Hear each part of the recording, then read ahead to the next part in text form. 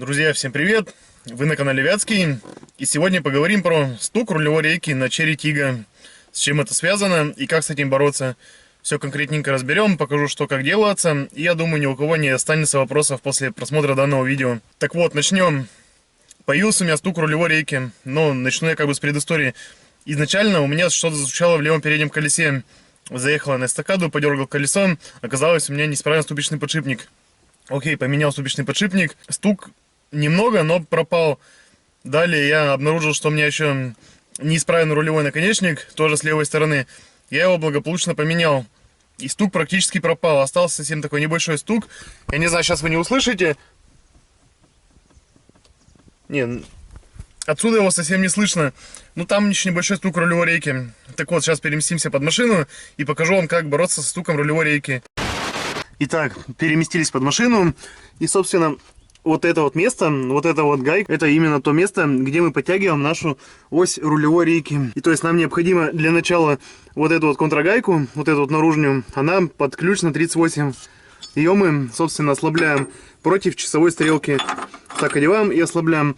Ключ желательно вот такой же, как у меня, маленький, отпиленный, потому что цельную сюда уже будет вам проблематично залезть. Но вообще у меня на ключом открутилось, я взял головку на 38 и сорвал эту наружную гайку.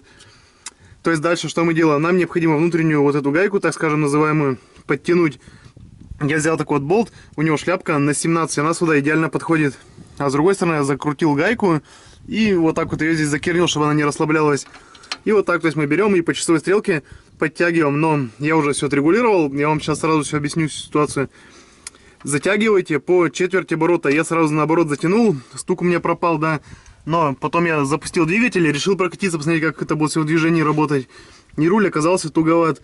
Потом я и подрасслабил ее, собственно, и вот так постепенно ее опускал. И для того, чтобы вам избежать данной проблемы, вы вот расслабили, да, контргайку. Вот так вот, то есть грани стоят, да. Вот так вот, хлоп, немножко повернули его, чтобы вот эта грань оказалась вот здесь. Потянули контргайку, прокатились, проверили.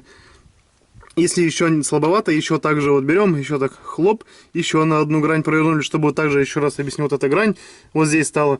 Не надо сразу крутить много, потому что вы можете рейку перетянуть. Это скажется тем, что у вас начнет руль подзакусывать в самых ранних положениях. В руль полностью выкрутите, и она не будет возвращаться, там шлицы будут закусывать. Ну и плюс руль у вас не будет сам по себе возвращаться, потому что рейка будет перетянута. Хоть здесь она и с гуром, у вас тоже будет с гуром, но возвращаться она не будет. И так вот постепенно за 3-4, я за 4 оборота, то есть я наоборот сделал полностью, и потом так раз, ослабил, туговато, 2 ослабил, и уже почти что все. И еще так вот всем чуть-чуть подослабил, ну с 3-го захода, и подтянул контрагайку. То есть также после каждой подтяжки проверяйте, катайтесь, чтобы у вас руль не подкусывал, и стуки все пропали. И вот так у меня, собственно, все стуки пропали. Теперь ходовка вся, то есть ходовка, говорю, то есть рулевой, теперь все без стуков и работает идеально. Так что, друзья, пользуйтесь. Если видео вам было полезно, подписывайтесь на канал.